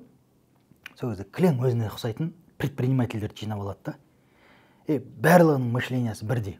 Ол предпринимательге мысалы тез, креативный жаңағындай, харизматичный, оған анау басқа бір өзіне ұқсамайтын адамдар келсе, бір мәмілек, бір қозғалмайтын адам сияқты болып көрінеді. На самом деле оған сол адам керек. Ол кәсіпкерлер түсінбейді өзіне қандай адам керек екенін. Алады да кілең өзіне ұқсайтын, сосын бір бизнесті кетеді, мынаның бәрі өзінің бизнесін ашып кетеді да. Сондай случай көп та. Сондықтан кәсіпкер мүлдем өзіне ұқсамайтын адамдарды ала білсе, компаниясы тез өседі. Бәрекелді. Ендеше аға, келесі сұрақ, жалпы бұл мен жиі қоятын сұрағым, әсіресе осындай бай кісілерге, кәсіпкер кісілерге қоятын сұрағым, ақшаны қалай жұмсайсыз? Белгілі, жаңа айттыңыз өзіңіз, бәлкім 80-90% табысыңыздың жартысынан көбін отбасыңызға, бала-шағаңызға жұмсайсыз. Қалған өзіңізге. Сол қалған өзіңізге қалған соманы қалай жұмсайсыз? Яғни, орысша айтқан кезде, что вы себе можете позволить? Бәлкім біреулер керемет көлік салғысы келеді, жақсы киінгісі келеді, саяхаттағысы келеді деген сияқты. Сол жалпы өзіңізде қандай бір критериялар бар? Қалай жұмсайсыз ақшаны? Енді алдында Түркияда тұрып жатқан кезде мотоцикл сатып алғым. Электронный велосипед дейді ғой, электронный мотоцикл. Бірақ енді әдемі етіп жасаған да енді. Харли Дэвидсон сияқты. Содан кейін есіктің алдынан ұрлап кетті соны. Ұрлап кетті. Содан кейін бардым да үйдің қасында жаңа милицияның несіне пунктіне бардым да заявление жаздым. Отырып. Сол заявление жазып отырсам, жаңа полицейскілердің әңгімесі мүлдем бөлек та. О, қалай болып қалды? Анда түріктердің сөздері бар ғой, кешмеш болсын. Яғни Алла тағала жеңілдігін берсін. Деп жаңағыдай заявлением қабылдап, кәдімгідей сен іші бауырыңа кіріп, мен ашылып сөйлеп айтып отырмын да. Соң ақшам намазын уақыт соғып қалды. Бәріміз тұрдық та, барып Папорный пункт мешіті бар екен. Бәріміз намаз оқып қалдық Түркияда. Соң кейіннен ойландым да, мына балдардың бәрі медресе көріп өскен балдар ғой. Балдардың бәрі медресе көріп өскен балдар. Уже өскен кезде мысалы уже қандай қызметке бармасын, түпкі нұсқасынан кетпеген да. Сол сияқты қазірде көп балдар жақсы өсіп келе жатыр ғой, түбі медресе көріп, 1-2 жыл болса да Алла тағаламен байланысып, кейін ол біреу президент болуы мүмкін, біреу әкім, біреу бизнесмен, біреу ғалым, біреу доктор болуы мүмкін. Бірақ мыналар сияқты уже негізді қаланса, ол әдемі зат екен да.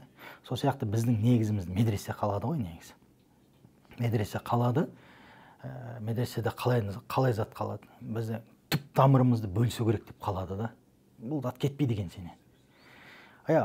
Қаржы келді, көрдім мен, өзім кезінде көрдім, мысалы, өзінің заманда 570 мініп көрдік. Бір қатты бір нәпсіме керек болды да. Алдым, мініп көрдім. Алдында мысалы тағы бір өзім қалаған машинені мініп көрдім. Түркияға бардым, өзім қалаған үйімде тұрып көрдім. Действительно алдым сол үйді. Нәпсіңіз қанды? Анау сондай ненің ЖК-ның ішінде через адвокат арқылы жалға беріледі только. Өйткені анау адам кіргізбейді ана жерге. Полный сен тексеріп, адвокатпен барлығымен содан бар кіргізеді ана ЖК. Түркиядағы достарым айтады оны. Не аласың сол ЖК-ның ішінде дейді. Тасташ дейді ғой. Содан кейін жаңағы кафел деп қояды. Саған ертең заступничество жасайтын Түркиядағы авторитетін адамды алып келуің керексің. Мен бір үлкен ғалым кісіні алып барсам, оны алмай қойды, танымаймыз деп. Ол ғалым кісі үлкен бір университеттің директорын алып келді сосын. Сол, анау директор мені танымайды, мына сумманы ертең төлей ала ма мынау дейді да. Мен куәгер болып отырмын, мынау төлей ала ма дейді. Енді айтқым келіп отқан тұрып көрдім да. Машинені алып көрдім да, қазір 40-тан астық. Кез келген затты аласың ғой. Бірінші көзі қызығады екен да, содан кейін оның несі кетіп қалады екен. Кез келген зат дәмі кетіп қалады. Дәмі жоқ вообще. Сен анау новый машинамен жүр не, автобуспен жүр не, саған разница болмай қалады. Бұл түп тамырында медресе көргеннен де деп ойлаймын, иншалла. Сондықтан да мен қазір шынымды айтайын, алдым, дәмі кетіп қалды. Дым маңызы болмай қалды. Содан кейін ойлаймын да, қазір бір нәрселерге қызығып кетіп қарап қалсам, маңызы бар ма мен үшін деп ойлаймын. Маңызы жоқ. Сондықтан да адамға жаңа айтып отырмын ғой, ішесің, жейсің, киесің, тұрасың. Мысалы мен 2015-тен бастап мысалы Hugo Boss'тан киініп жүрмін. Hugo Boss арзан дүние емес енді. Бір кіргенде миллион жарым тастап кетесің. Просто жаздық киім үшін. Қыстық киім еще больше тастайсың. Қазір уже мағынасы кетіп қалды да. Шынын айтсам, мағынасы кетіп қалды. Мен үшін мына футболканы киейін, мына футбол енді бәрі үшін осындай деп айта алмаймын енді. Бір адам мүмкін көру керек шығар. Сондықтан мен қазір өзіме жұмсайтын қаржым өте аз. Яғни арзан киінесіз, арзан көлік мінесіз. Қатты қымбат емес те, тіслей арзан емес, сапалы киім. Көлік таксимен жүрмін, таксимен келмес жерге. Дегенмен де сіз сияқты соның бәрін көрмеген адамға эконом класс пе? нәпсісін қандыру үшін соны көру керек. Көргеннен кейін, қандырғаннан кейін оны жаңағыдай сіз сияқты қызық емес деп жүруге болады. Әрине енді бір адам біреудің опытынан сабақ алады, бір адам өз опытынан сабақ алады. Ол әр адам өзіне байланысты ғой, бірақ қызық ештеме жоқ. Ал енді бұл жерде мысалы ғана айтады ғой, дүние құмарлық деген нәрсе бар. Мұсылман адам, қазақтың баласы жалпы осы дүниеге осындай қандай көзқараста болу керек? Бір қысқаша айтып кетсеңіз осы жерде. Яғни анау айтады ғой, жақсы киін, жақсы тамақтан дейді. Сол жақсы деген ұғым кең ғой өте. Ол бәлкім 100 мың теңге тұруы мүмкін, ой, миллион теңге тұруы мүмкін мысалы. Соны қалай таңдаймыз? Ол адам өз несіне байланысты. Осы жақында мен бір жолдас балам болды, бизнесті кішкене көтеріліп жатыр, жақсы болып жатыр. Мен машинамды сатып алдым. Барымда Hugo Bossқа барып киіндірдім. Миллион үстінде барып киінді. Киінді, көзіне қарадым, түсінген жоқ. Не үшін киінгенін түсінген жоқ. Тап осы киімді бір 100-200 мың теңгеге алуға болады ғой деп ойлады да. Бірақ кішкене жүргеннен кейін ол өзі сезінді да бүйтіп, деп. Мына киім все равно ерекше екен ғой деп. Ішкі өзінің сезімі үшін алдырдым да мен. Ол бір былжырап кетсін деген жоқпын ше. Ол садақаға оны бер дегенім артықтау ғой. Бірақ көрсінші дедім да осы. Көрсінші, ана бір киімді киіп көргеннен кейін уже сен кез келген баланың үстінде киімін бүйтіп қарайсың да, уже кім турецкий костюм киіп алды, мына иығы шошайып тұрған бәрін сезіп отырасың. Кім қандай киім киіп келді, кім приблизительно бюджеті қандай екенін бәрін сезіп отырасың. Соны іштей сезсінші дедім да. Әйтпесе енді ондай затқа қатты побуждать етпеймін ғой, енді адам баласы өзі. Яғни іс үшін қолдануға болады деген сөз ғой. Бәрекелді аға. Енді келесі сұрақ аға, отбасыға қатысты. Жаңа эфиріміздің басында айтқанымыздай, көп балалы әкесіз, Аллаға шүкір. Алла көзіңіздің қуанышын етсін, иншалла ұрпағыңызды. Ендеше отбасыңызды қаржылық сауаттылыққа қалай үйретесіз? Жалпы неден бастайды? Мысалға 5 жасар балаға, 10 жасар балаға қалай үйретесіз осыны? Қалай түсіндіруге болады осының барлығын? Ең бастысы бағана қаржылық мәдениет қой. Баланың түп тамырын қалайтын. Қаржылық сауаттылық, егер де бір мәдениет, ақшаны қалай ұстау керек, қалай жарату керек, бір мәдениеті қалыптасса, бұл зат ұят емес деген нәрсені қалыптастырып алса, қаржылық сауаттылықты ол жақсалады да. Мысалы, маркетинг болсын, кез келген затта бізде кейбір нәрселерді батыстан алып келеді, мысалы, жүргізеді, көп нәрсе жүрмей қалады. Неге? Өйткені біздің мәдениетке сәйкес келмейді. Сондықтан да ең бірінші өзгертетін зат идеология дейді ғой. Баланың идеологиясын дұрыс қалыптастырсаң, мысалы, менде үйде балдар мысалы су алып келу үшін, ішетін су алып келу үшін өзінің қойған суммасы бар. Мусор төгіп келу үшін өзінің қойған суммасы бар. 10 лира, 20 лира қазір Турцияда. Соны өз барады, төгеді, жинап санап жүреді, маған келіп айтады. Әке, 100 лира болды, 200 лира болды. Маған бере салыңыз дейді. Ешқашан балам мектепке бара жатыр едім, альхамдулилля, балдарым сөйтіп сұрамайды мен. Ақша берші, мен мектепке барады, жойып сұрамайды. Әке, менің ақымды берші дейді. Яғни үй жұмысын істейді. Ол ақылы түрде жасайды. Ақылы түрде жасайды. Бұны сонда мақсаты? Бұл жерде мақсаты жатып шеріп алмайды да бала. Бір нәрсе келу үшін еңбектену керек екенін түсінеді. Алдында бір қонақ келді, содан кейін құнық қалмайды деп ойлаймыз ба ақшаға? Жоқ, құнықпайды ол. Ол наоборот, ол еңбектенеді. Алдында келді, әкесіне жылап отырды, әке ақша бер деп отырды. Қонақ, мен балдарым бүйтіп қарап, мынаның дейтін, ол бір нәрсенің ақысын беріп отқан жоқ қой мынаған дейді. Мынау, надо же заработать дейді. Балам айтады. Надо же эти деньги заработать дейді. Уже олардың пониманиясында, уже түсінігінде сондай зат қалыптасқанда. Бұл мен өзім жеке тәрбием. Бір алады, алмайды, өзі біледі. Екінші нәрсе, бала өскенде, мен қазір 18 жасар балам, мысалы, аспазшы болып жұмыс жасап жүр. Повар. Повардың жұмысы өте ауыр. 11-де барады, 12-де шығады. Жуып, шайып, ыдыстың бәрін. Екі бұтым талтайып тұрып бүйтіп тамақ жасаймын дейді. Өйткені еңкейіп тұрып жасасаң белің ауырып қалады дейді. Екі бұтты талтайтасың. 18 жасар бала қиналып жүр. Алдында мен бардым да шығарып алып сөйлессем, үстіндегі киімін шаршап тұрғанын көріп жүрегім қатты ауырды, шынымды айтсам. Сосын айттым, балам дедім, саған мен қазір мүмкіншілік жасап бере аламын дедім. Астыңа машина алып бере аламын, үстіңе киіміңді алып бере аламын, пәтеріңді де алып беремін. Өзі пәтер жалдап тұрады қазір. Кейде таксимен қайтамын, кейде жаяу қайтамын дейді жұмыстан. Бәрін істеп бере аламын дедім. Бірақ дедім, өзім өмірімді айтайын дедім, саған баламды шығарып алдым, айттым. Мен өзім 15 жасымнан бастап манты сатқам ше. Мамам манты жасап береді. Мынау орбитаның базарында түнгі базар дейтін болатын. Қашып жүріп сатасың да, охранниктер сатқызбайды, орын жоқ, ештеме төлемейсің. Сон түнде шығасың, манты, горячий манты деп сатасың. Жаңа қолыңа пакетті киесің да, ашасың да, жаңа салып бересің. Өзім сөйттім да.